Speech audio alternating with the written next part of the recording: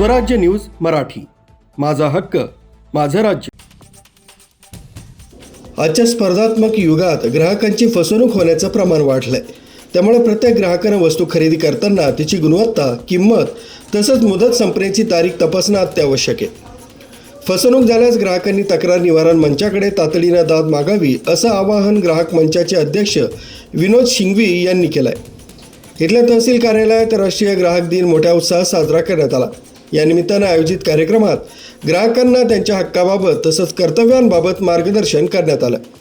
अध्यक्षस्थानी शिंगवी बोलत होते।